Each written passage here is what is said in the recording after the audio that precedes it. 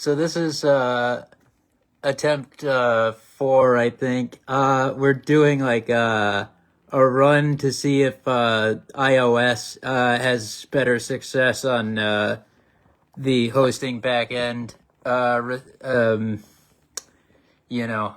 With respect to navigating whatever technical troubles there might have been, or just basic utility. All the features look the same for me, which hopefully that bodes well. But yeah, 10-minute delayed start. Not that we told you guys when we were gonna do this anyway, because we've been kind of winging it a bit. But let's see. I can send him an invite. Occasionally, I have to even try it a few times when I have been uh, the host. But let's see if I can bring Christian on, even if it takes me a couple of attempts. Things look normal. Just we'll see if they're operating optimally. Certainly taking a while. With my switch networks really quickly, see if it being less busy helps at all. Sometimes that has worked for me in the past. Excuse me. Uh,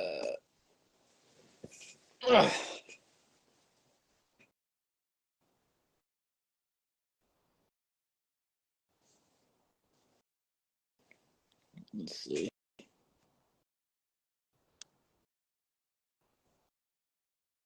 Connection failed that time, but let me try again.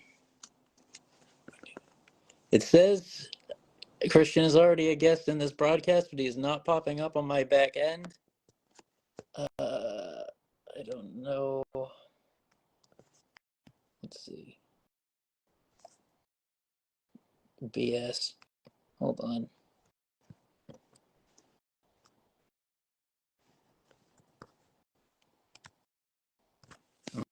Oh, shit. That's weird.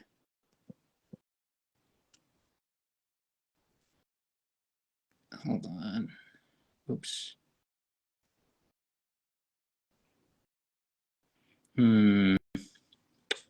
Yeah, should I abort this and then try again? Because that does not help.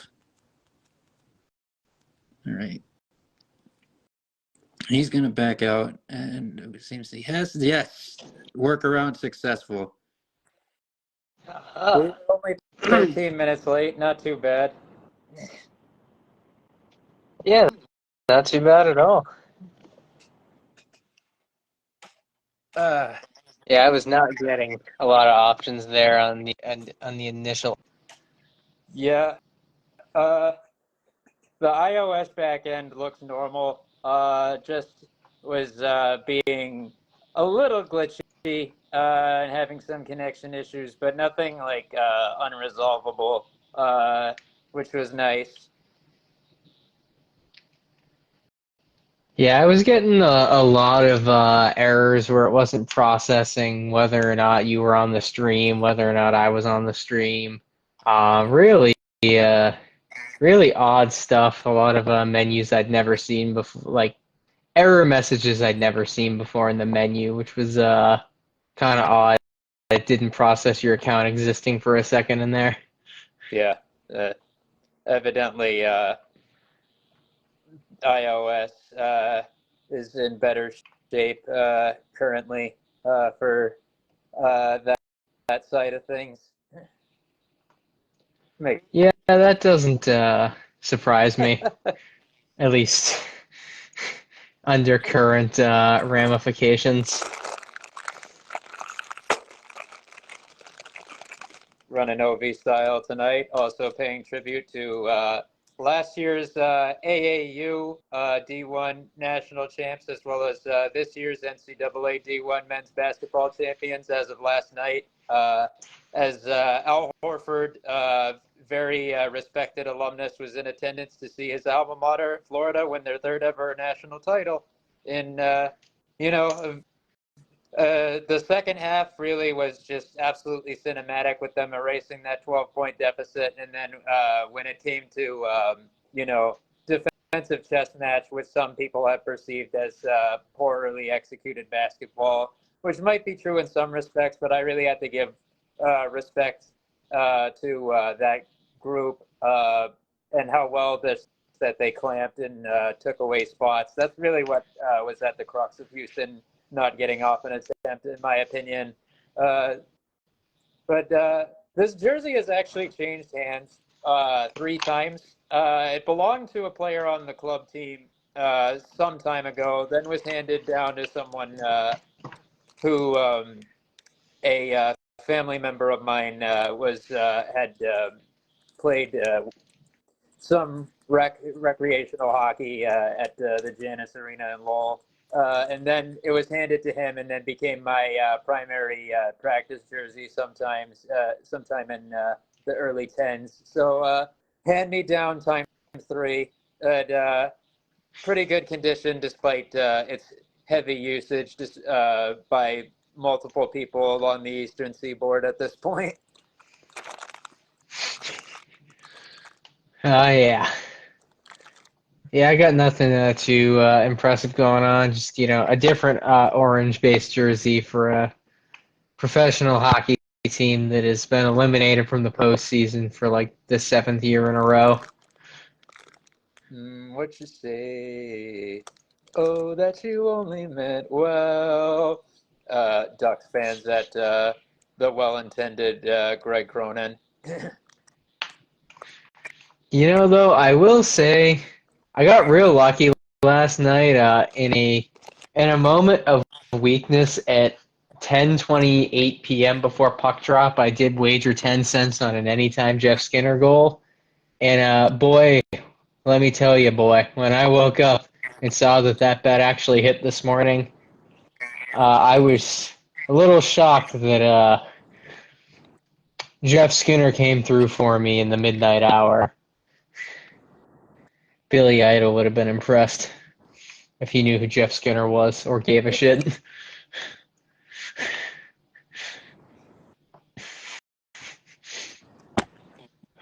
Even Billy Idol gets it.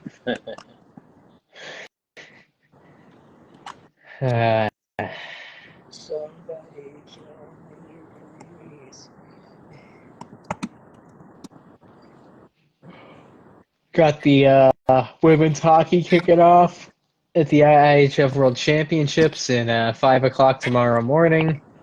That'll be pretty baller. Will I watch some games? Probably. Will I hope the U.S. wins? Yeah. Do I expect them to? No. Have you ever smiled in your life? You know what? I think the answer to that is that probably somewhere along the way in your sports fandom that all of your smiles were just retroactively erased. That's probably what actually occurred. Honestly, it kind of feels like that, where like I don't even remember if I was smiling when Anaheim won the 2007 Stanley Cup.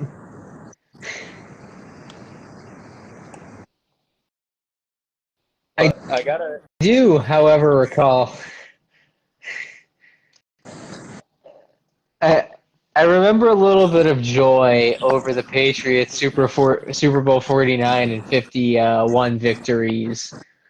But aside from that, I can't confirm or deny my actual joy over anything that happened in the past.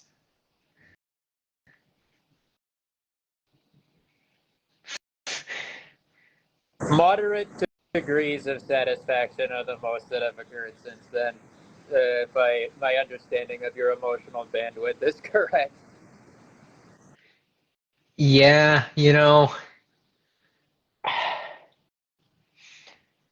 like watching the Fleet go to the Walter Cup final last year, it wasn't even like a moment of joy so much as it was like, it was a moment of spite towards Montreal's coaching staff more than it was a moment of joy for that team's success. And in hindsight, I wonder, had the that game, would they have done me my fucking sweet, sweet mercy and just terminated fucking Kessel? Another non-closer.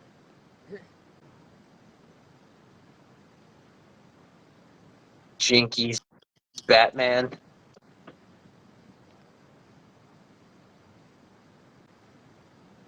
And it just shows that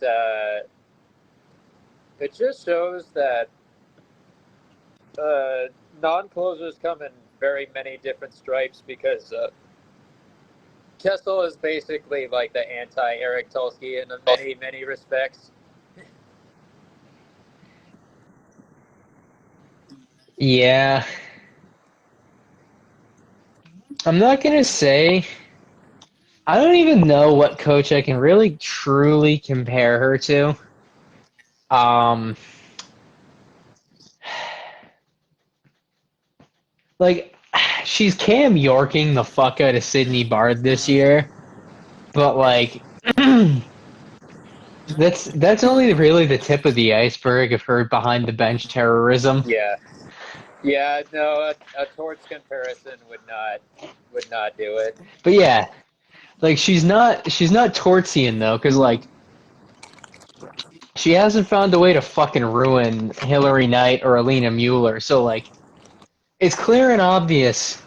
Where like I can't really put the nail to the I can't put the hammer to the nail because it's like your best players still show up, all four of them, but the other fucking 14 players you dress every night are basically just there to play defense. And like watching her fucking ruin Lexia Gia's offensive upside over the last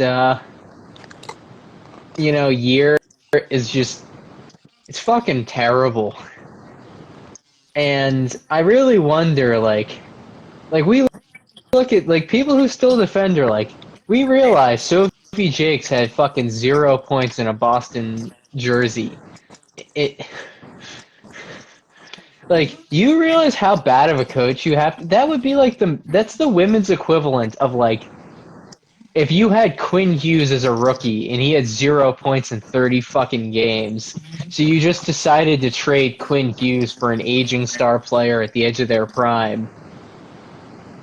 And then Quinn Hughes just goes on to do what like the fact that wasn't the end of her run in Boston is fucking insane to me.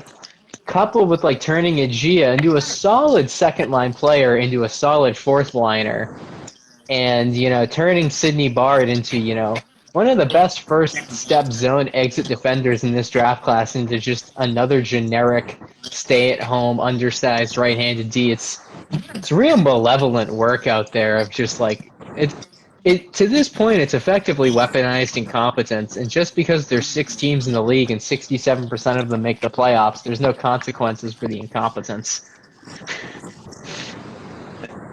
Is it bad that I want to make a hyper regionalist, like almost as if I'm an Italian from Italy, and say be like Boston/Lowell as a caveat? You know, it's kind of amazing how Courtney Kessel and Norm Bazin pretty much sell the same brand of hockey. The only difference is Norm Bazin isn't lucky enough to have had arguably the greatest player in the history of the fucking sport just show up at his fucking front door. Like this is really just this is the equivalence of like what if Cole Iserman had gone to UMass Lowell instead of BU? Is effectively like, but also if we're next year and he has Austin Elliott instead of fucking Henry Welsh. There are levels to this. There are a lot of levels to this, and the more that I think about it out loud, the less and less I like it. And as I cope with the consequences of what I've done, I'm gonna hand it off to you for some prospect roundtable.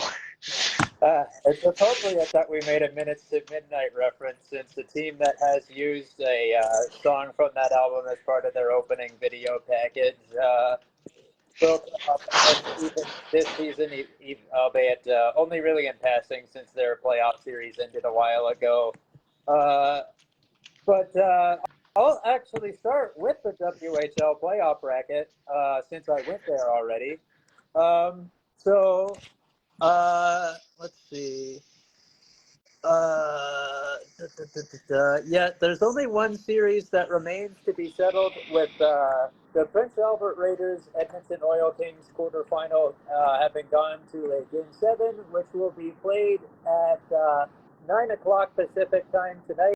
This is just a reminder that if you live in the United States, WHL games are available for free on the Victory app. And no, the Anaheim Ducks and/or Dallas Stars are not paying me to say this. I am bringing this up because there's an opportunity to see prospects that will be NHL bound, likely in the near future, playing high quality but still fairly open hockey before they set foot in the pros. So it's a good chance. Like just if you don't have the Victory app, that's just download it. It's free. There's no subscription services. If you live out of market, you might need a VPN, but you didn't hear that from me. Yada yada. But free and legal junior hockey, pretty cool. With regards to the rest of the Western Hockey League playoff bracket, however, all of the other series have been settled. It looks like, let's see, we got the Medicine Hat Tigers having defeated the Swift Current Broncos in 5 games. Quite a performance by Gavin McKenna in that series as he continues his impressive D-1 form. Let's see. The Calgary Hitmen swept the Saskatoon Blades in 4 games. But this is really only the beginning for Saskatoon, as they were the youngest roster to make the postseason this year with their rebuilding efforts, and they will have a considerable number of draft picks in the coming times. But I will reiterate that them placing Austin Elliott, appropriately enough, on waivers was a terrible decision, and they should be ashamed of themselves for that, as well as every other WHL team for not claiming him. The Lethbridge Hurricanes defeated the Brandon Wheat Kings 4-1. Let's see. Decently competitive series. 2 games were won by a deficit of 3 goals, but the rest of it was pretty competitive overall. But I do think that the superior team won, and Lethbridge was due for some playoff success, and I'm grateful that that happened for them. There was a lot of the climactic stuff going on in the Everett Silvertip Seattle Thunderbirds series, as Everett already entered the series with short Carter Bear due to his Achilles injury in a pretty horrific on-ice accident. But beyond just that, they encountered some additional injury woes, and I thought for certain were going to be beset by that and have it derail their playoff hopes for a second straight year. But they persevered and won the series in 6 games, with Game 6 really, really being entertaining. If you like goaltending, in the form of a double OT 1-0 victory by Everett on the road. Notably, this game seemed to suggest that despite having a year of eligibility remaining to return to the WHL, Seattle goaltender Scott Ratzlaff will likely be pursuing hockey elsewhere next year, judging by him staying out on the ice, sort of drinking in the moment, saying seemingly a goodbye to fans. So it should be interesting to see what happens with him, particularly since the NCAA pathway is open to those guys, which now some guys from U Sports may be transferring to NCAA as well, now eligible when they might not have been, when they wouldn't have been otherwise. And might see that. I think maybe Brett Merwald, who I believe is at the University of British Columbia now after having played for the Vancouver Giants last year, maybe one of those people. This is definitely like a difficult situation for U Sports with their pipeline, although not completely innavigable because they did respond by waiving a while back the year-long sit-out period for professional players, usually abroad, for them to join U Sports teams. So there is going to be some influx, but they are going to feel some hurt, much like the CJHL has with this change. But moving on, let's not get too tangential here. All credit due, of course, to our beloved Victoria Royals for their 4-1 series victory over the Tri-City Americans, which marked their first playoff series win since 2019. They do have a difficult road ahead with them facing a juggernaut in the form of the Spokane Chiefs in round 2 due to the reseeding system. But you know, this team is just as much one of the best teams in the WHL as they are, I would argue. So I'm not going to rule out the possibility that they could do something here. Meanwhile, oh, wait, that's right. Oh, yeah. One more. This was a real loaded narrative, actually, with the Portland Winterhawks and Prince George Cougars facing each other in the postseason yet again. Prince George was able to force a Game 7 by winning 2 games straight after falling into a 3-1 hole, which of course included, you know, that pretty famous double overtime game, which was the longest in Portland Winterhawks history, of course, with Portland having won, which I thought for sure would be a backbreaker, but ended up not being so. But ultimately, Prince George was not able to get their revenge. I also want to give a shout out to the Portland play-by-play guy, though, while I'm at it, for his very memorable, energetic, candid, and sometimes unhinged announcing performance during that double overtime game, which included the famous one-liner, at least in my book, "Where is the nearest RX? My mental health is not good." It's a reminder that sometimes these guys are just fans like the rest of us. But kicking over to the OHL, let's see. The Brantford Bulldogs defeated the North Bay Battalion 4-1 as Nick Lardis and company had, you know, a very good start to their campaign. You know, starting out the series with back-to-back 3-goal wins, and capping it off with a 5-1 victory. You know, very good, dominant performance that you would hope for from a top seed. The Barrie Colts defeated the Niagara Ice Dogs 4-1. Definitely an interesting series with some of the discipline that was handed down to Barrie and how it was handled by the OHL pertaining to off-ice incidents, which I will not disclose the nature of in interest of, you know, protecting privacy. Obviously, it's a serious matter, but I'm not here to drag anybody at this stage of their lives for something that was, you know, it deserved rebuke, but, you know, nothing completely unforgivable. But understandably, reaction from the league probably affected the trajectory in the series a bit, although, albeit the system of benching that they were subjected to actually had them put up a decent fight in the game that it was administered in game 2. They were, you know, in pretty tight with Barrie throughout most of it, and ultimately only lost by 2 goals in a 7-5 decision. So very curious stuff. The Kingston Frontenacs swept the Sudbury Wolves in the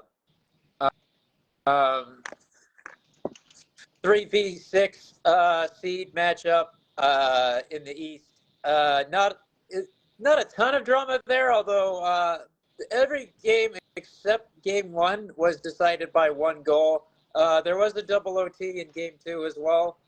So, some exciting stuff, competitive, even though you had a hunch who the better team was and how it was going to go down. But, definitely like akin to that Celtics Pacers sweep last year in which none of the games were out of reach, really. But also, additionally, in the East, we had the Oshawa Generals versus Brampton Steelheads in the 4v5 matchup. Oshawa defeated Brampton by a 4-2 margin in the series, with some back and forth in that respect. But mostly competitive games as a result. But a little bit of a disappointing end to the season for Brampton, and that we won't get a bit of a longer look at Porter Martone and his draft year. But he mostly had a good season, I think. I feel like his confidence was maybe affected a bit by his World Junior output as well as that of the team in general. But still a prospect I'm fairly confident in. The London Knights swept the Owen Sound Attack. No real surprise there. Not a lot of drama in that series. All 3-goal minimum victories. Carter George really did his best to keep his team in it. And they just were completely overwhelmed by a team that just had significantly more roster depth. The Windsor Spitfires defeated the Sioux Greyhounds 4-1. Let's see. Yet another series in which it was mostly fairly one-sided. Only one game was decided by a goal, and that was Sioux defeating Windsor in overtime for their sole victory in the series. The Kitchener Rangers defeated the Flint Firebirds 4-1 in the 3v matchup in the West. Kicked off with some exciting stuff in the form of Kitchener defeating Flint 4-3 in overtime, and then kind of became anticlimactic after that. Flint was able to poach a 2-0 victory in Game 3, but then it became. But other than that, it was fairly one-sided in the favor of Kitchener, albeit they did only win Game 5 by 1 goal. Then, lastly for the O, the Erie Otters, pretty shockingly, just considering the absence still of Matthew Schaefer, defeated the Saginaw Spirit, of course, spearheaded by Michael Misa and Zane Perek, particularly the former this season as he assumed main option responsibilities in his draft year. 4-1, another series where, overwhelmingly, just Erie were the better team by like a lot. 17 goals in the first 2 games.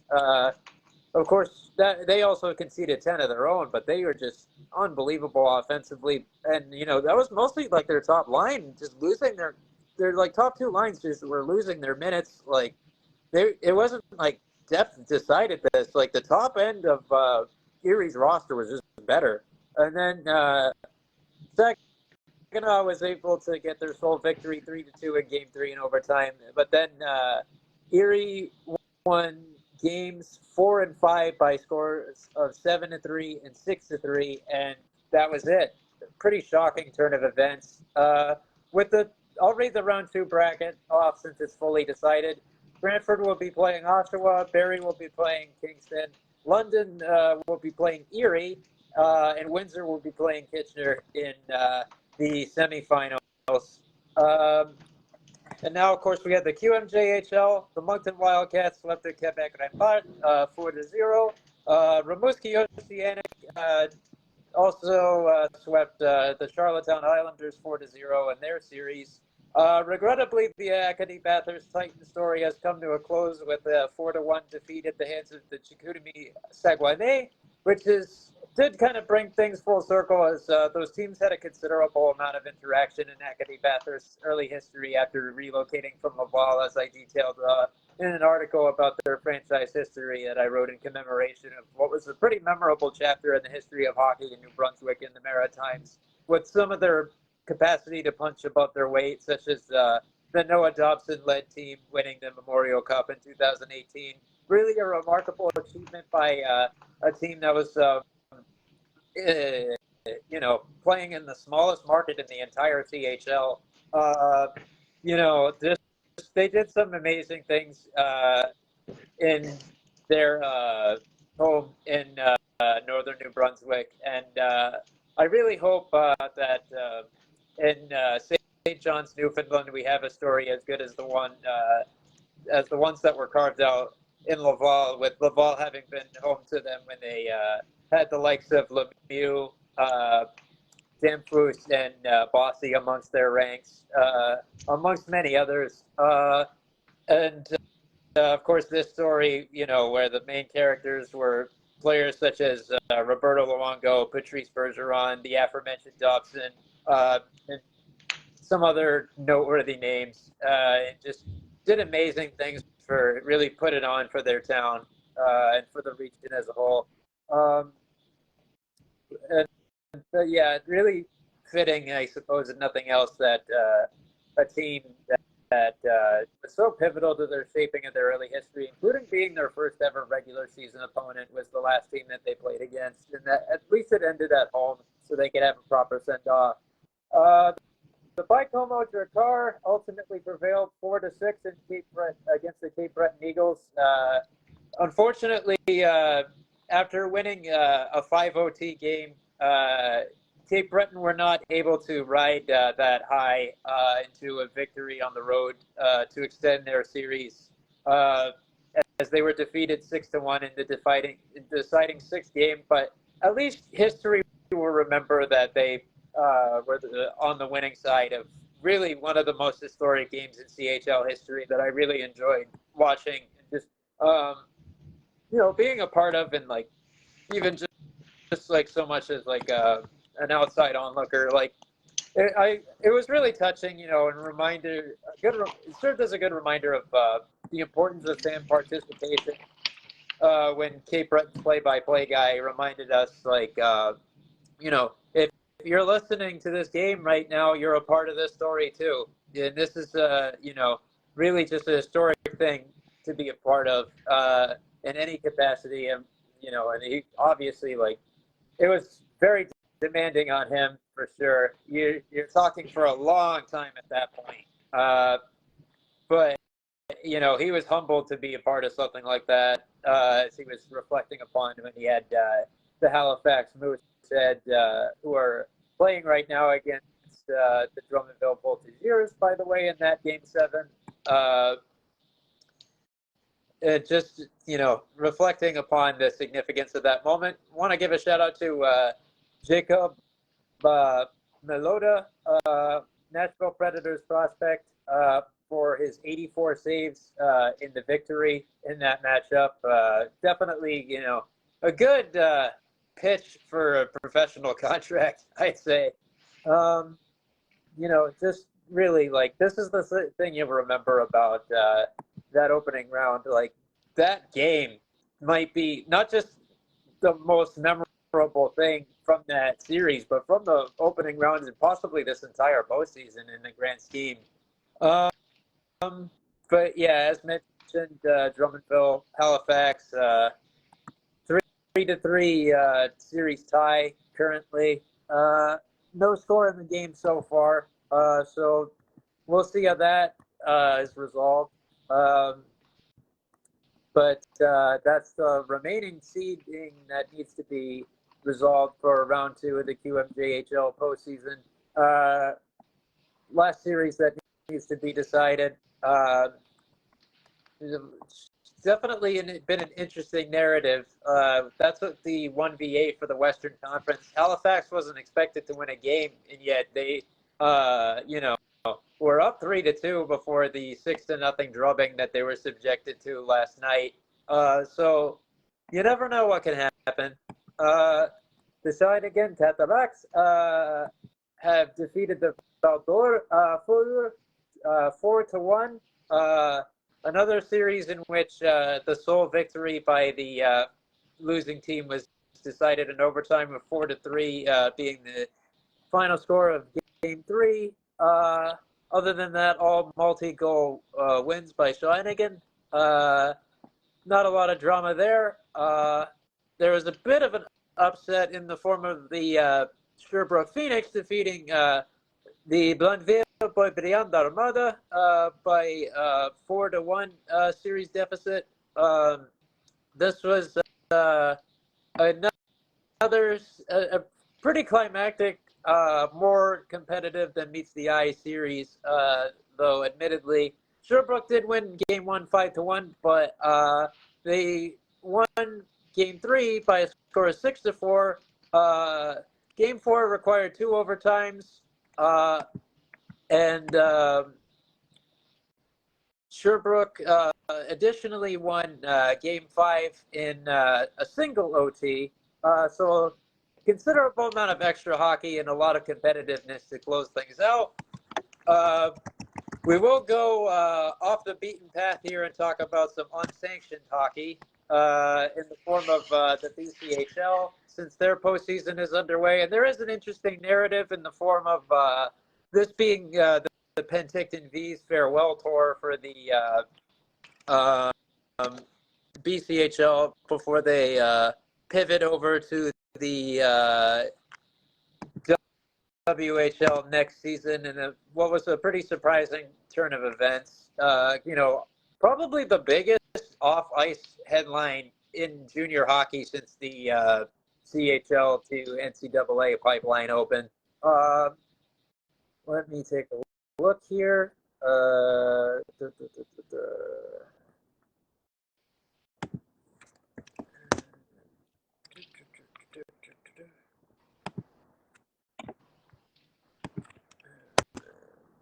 This thing would load, that would be lovely. Here we Hoi, hoi. Nope. No, we're looking good. Let's see. As it stands, the Trail Smoke Eaters and Cranbrook Bucks series is knotted up at 1-1. Those teams play tonight, as do the Penticton V's aforementioned, and Okotoks Oilers. Penticton leads 2-0 in that series. The Salmon Arms Silverbacks and the Sherwood Park Crusaders play tonight as well, with Sherwood Park being up 2-0 as it currently stands. The Surrey Eagles face off against the Alberta Valley Bulldogs. That series is currently knotted up at 1-1. The Victoria Grizzlies and Coquitlam Express face off with Victoria up 2-0 currently. Some good things happening in Victoria hockey right now.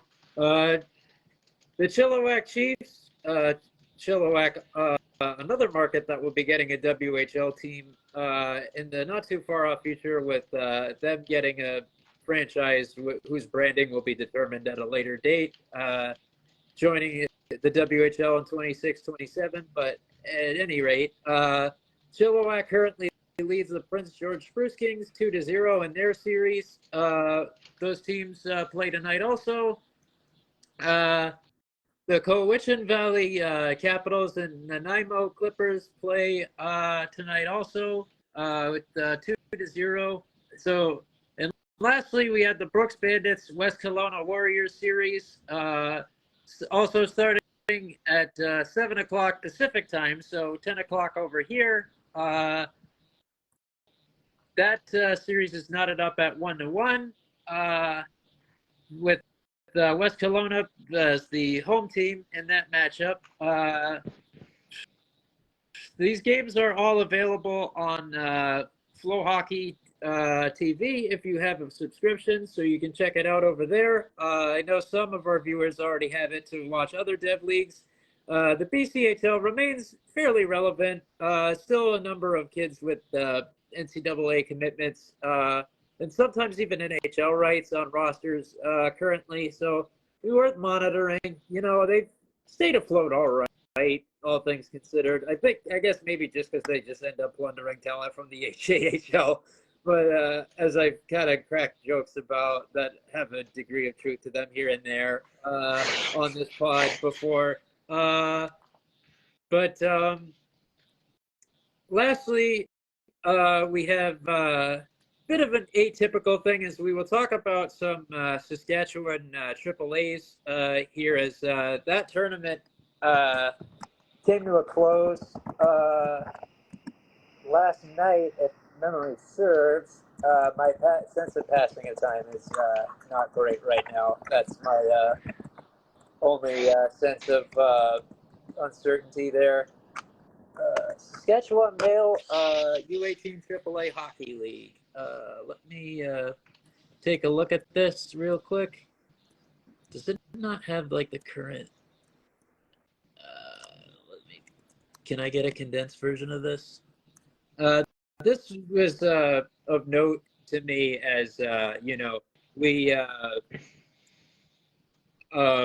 had just a bit of a side eye on this tournament as the Regina Pat Canadians were considered, who of course feature the talent of possibly a top three favorite prospect to watch in the world right now for me in the form of Maddox Schultz. Alongside the likes of Liam Pugh, Franz Karhalati, and others,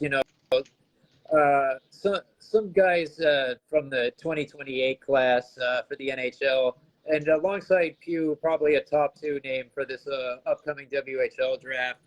I was curious to see how this would, how the postseason run would go for them.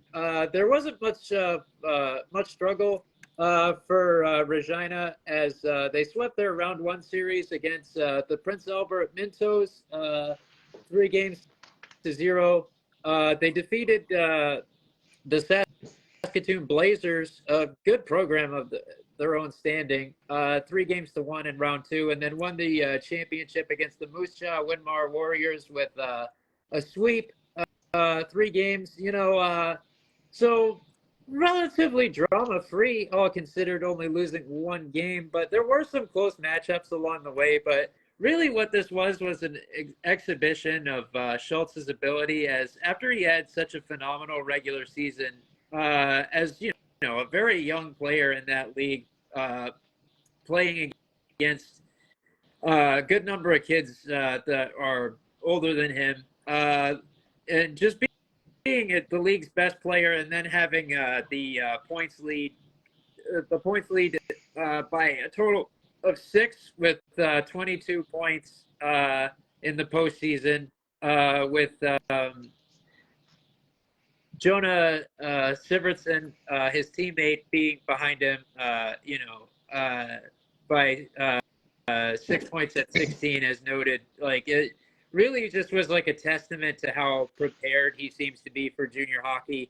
I believe I've discussed this before. I think it was a last-minute inclusion in my article, as I was able to catch wind of it from, I believe, Joel Henderson, just at the best possible time. He actively chose, after some deliberation, to not seek exceptional player status, but with his status as a first overall pick, as well as having received the exceptional player status in the past, he is eligible to play more games than your standard affiliate.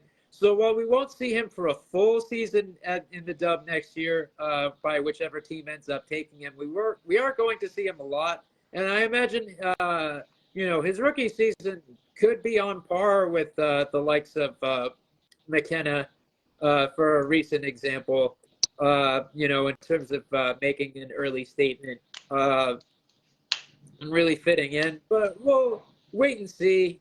I won't cast this as a prediction because, you don't want to apply pressure, and you just never really know for sure. So we'll see how this plays out. Really big fan of the kid. You know, his skill and IQ, and especially his skating mechanics. You can really see that figure skating background come out time to time. I have a healthy level of confidence in what Maddox Schultz can do in the WHL and beyond. And that about covers it for this week's block.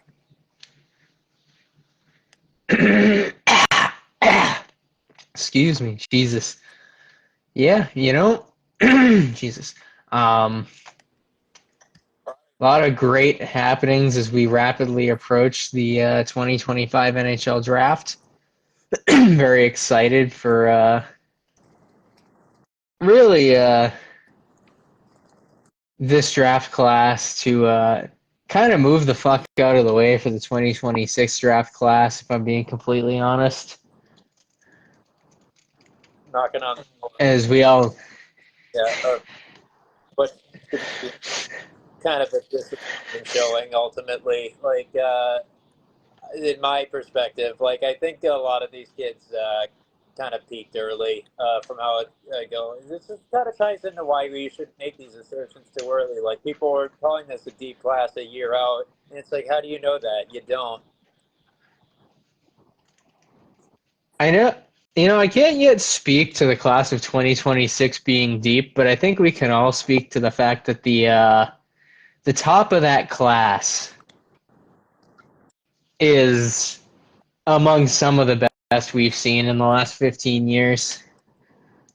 Yeah, I mean, like, I'm thinking about it. I want to assert that this is a very top of the top, but like, I look at that. My perception of it is shaped by like, you have McKenna there. He speaks for himself. You have Keaton Verhoff there. He's a unique archetype where like there aren't going to be very many versions of him. Like you're looking at someone who's 6'4", RHD, deceptive in a way that someone his size shouldn't be. Good mobility. Uh, Better at pulling pucks off of walls than a lot of wingers at CHL even, and plays a style where he's sitting somewhere between. I guess like you could describe him probably at his core as like primarily as a hybrid of Alex Pietrangelo and Dougie Hamilton, which is just insane. And then Sweden is making some phenomenal contributions. Just think like as good as Viggo Björk is and what he did this year, it's like you look at Ivar Stenberg and he might even be better. It's like it's what the tandem of like Frondell and Eklund, which I think is really carried by the latter more so, as I was talking about in the GC earlier. It's what it should be, in my opinion. At least that these guys hit their ceilings, because like they're doing some ridiculous shit in like in top levels, such as the J20 and the Allsvenskan, that they shouldn't be doing at this stage. It's pretty crazy. Next year's definitely a good season to suck in the NHL anyway. Like, assuming that Villanueva continues to develop, like, sure, he doesn't have the upside or the rarity that Verhoff has, but, like, the thought of a guy like Xavier Villanueva in, like, the 7 to 10 range with his skill set and his offensive upside, like, that's a value where, we look at last year's draft where, not for nothing, the Blackhawks pretty much gave up a testicle to get Levshunov, which I know right-handed versus left-handed, but, like, to have, Villanueva potentially having, like, a Zane Perek type drop where you're going to see that kid, like, at the end of the top 10, potentially, is, unlike last year's draft class, an indication of just how much fucking talent there is versus, last year where everybody just wanted their big right-handed defenders.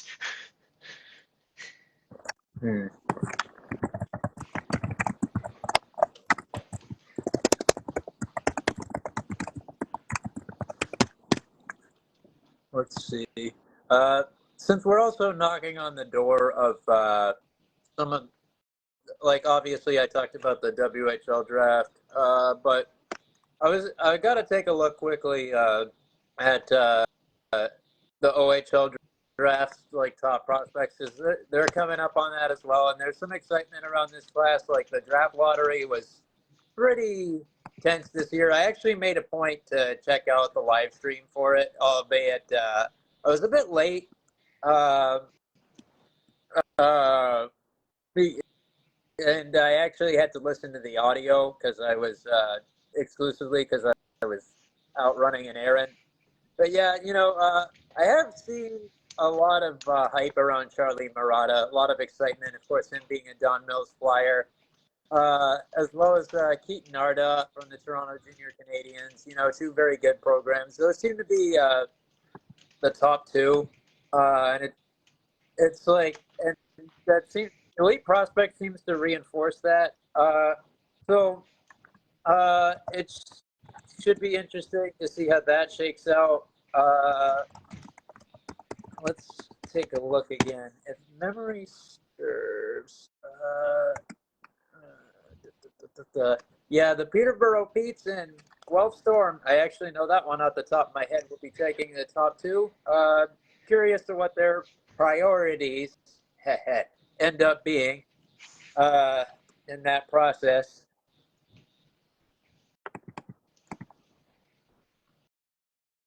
There was definitely it's been enlightening, like following these like lower tier so to speak, like young age tournaments that are sort of like pre CHL draft type showcases prior. Like I really enjoyed watching the OHL Cup, which of course culminated in a Don Mills Toronto Junior Canadiens matchup. And that final ended up being as just as much of a shootout. Just absolute arms race between two very good teams. You can tell there's some good, bright futures there that are entering the O in the coming times. Ooh.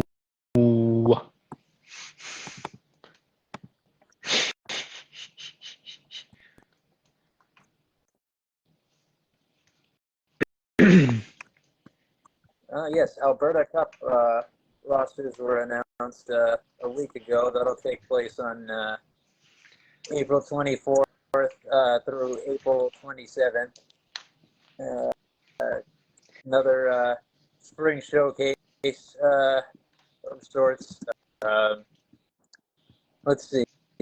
As stated on their website, the Alberta Cup aids in the identification and selection of potential players for Hockey Alberta's Team Alberta program, with hundreds of players annually trying out for 120 spots, 20 positions on each of the 6 regional teams. In addition to player development, the Alberta Cup also features opportunities for administrators, referees, coaches, therapists, and equipment managers to be identified for potential positions at higher level events such as the World U17 Hockey Challenge. Pretty consequential. I do like consequences. It's a good look at some good early look at some 2010s. We'll get there as fans and scouts and whatever else, prospect enthusiasts, whatever you want to call us. Taking a quick look at the standings this year in the National, I'm not saying I think it's going to happen, but if the Oilers find a way to fuck up and miss the playoffs here in the last 5 games of the season, that might be the funniest thing that I've seen happen in the NHL in a long time.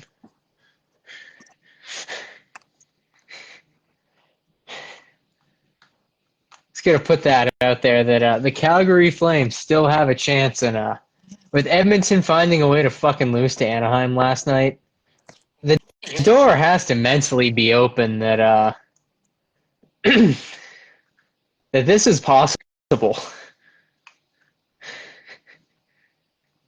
I'm ambivalent about what I want to happen to their draft pick if that does happen.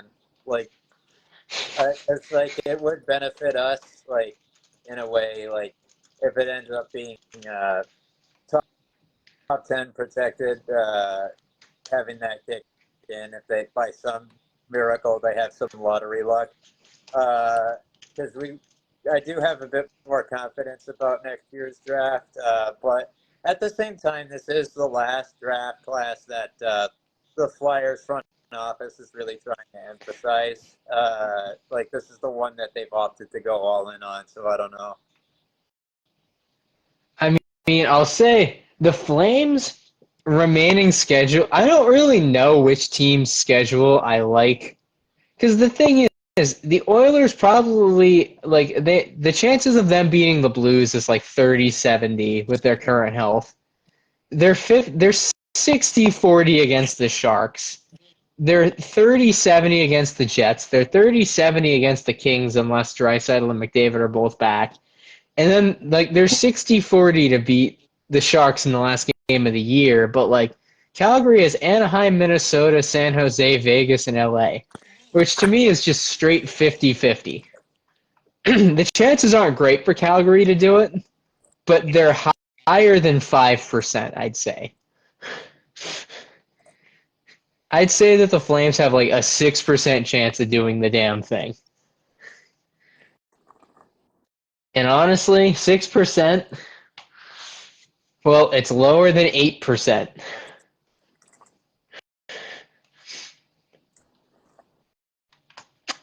It's also lower than 13%.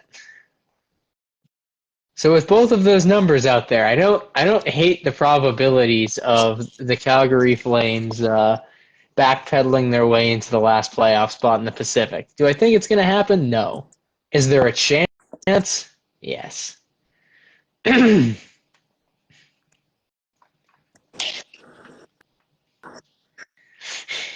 was getting I don't know. That's inconsequential alert about creating emojis with hand gestures. I'm like, no, I'm good on that right now. I've done it accidentally, but I'm not trying to do it right this second in any sort of intentional manner. oh. Imagination. Mm.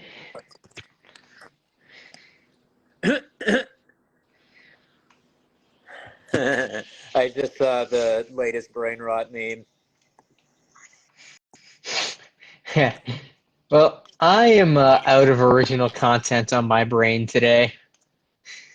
For a score update on the Drummondville Voltigeurs versus, or as we call them in these parts, the Andre Drummondville Voltigeurs versus Halifax Mooseheads game.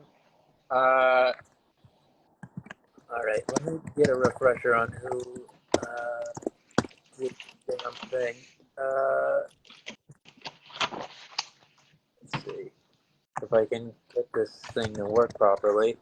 Let's see. Yeah, still 0-0, but the most likely Halifax will have. Yeah, okay. Time's just running out in the first period. With Sam Oliver from Drummondville going to the box with 26 seconds left in the first. Halifax will have some power play time at the beginning of the middle stanza to possibly open this game up. But we'll see what happens after the intermission. I was hoping there would be a little more excitement as things wrapped up, but did not pass. But yeah, I guess we can roll things over into the big finish. Oh man, I don't know. I don't really have any strong opinions on things currently, but I don't know. I guess really, I'll kind of double tap on what I was saying about Acadie Bathurst before. With them being trusted in the hands of the St. John's, Newfoundland community, I really am going to echo the sentiments that were expressed on the broadcast for the final game of the Teton franchise. You know, I really hope that the community that is receiving this franchise upon their sale and relocation in the form of the regiment handles the legacy of the franchise with good hands and really builds upon it. It, I imagine that there was probably like a similar feeling of like, what's what is this going to be like after the relocation from Laval, which was done under similar pretenses in which attendance was dwindling, albeit in their arena was out of date and such. You albeit in a much larger market, being in a community with proximity to Montreal as opposed to a very small town in the Maritimes. But just similarly, like, how do you build upon what's there, and like, how are we going to follow this up? And then it ended up being a great narrative of its own. Um, but with this, there's another opportunity for that for a part three where there's something of just as much significance that comes. So, like, hopefully that's capitalized on, and like with this new branding and this new identity shifting the dynamic of the league. Maybe it'll serve as an adrenaline shot, and maybe the QMJHL as a whole really benefits from like this new presence. But as sad as I am to see them go, I don't know. I just really got invested in their story as the years went on. Um, I'm wishing luck to the regiment, ownership, players, and the hockey community in Newfoundland in the beginning of this new endeavor. I wanted to really take a second to a little bit double click on my comments about Edmonton last night, but this isn't about them. Really just props to Lucas Dostal, who in 4 games against the Edmonton Oilers this year ended up triumphing uh, 3 times out of 4 against them, but posting a fucking 922 save percentage against Edmonton this year is some real nasty work. Just really gonna take some time to appreciate the fact that he is emerging as one of the league's truly premier goaltenders, and because he plays in Anaheim, just like every other elite Anaheim goaltender of all time, he's not gonna get the media recognition of some of his lesser performing peers. But man, the stuff he's been doing out there has really made that team watchable and actually incentivize people to use the Victory Sports app out west to actually watch this team have a chance in most fucking games. Um, hey, also him getting one of those commemorative Budweisers probably served as a big confidence boost for him. Also, the one I'm talking about.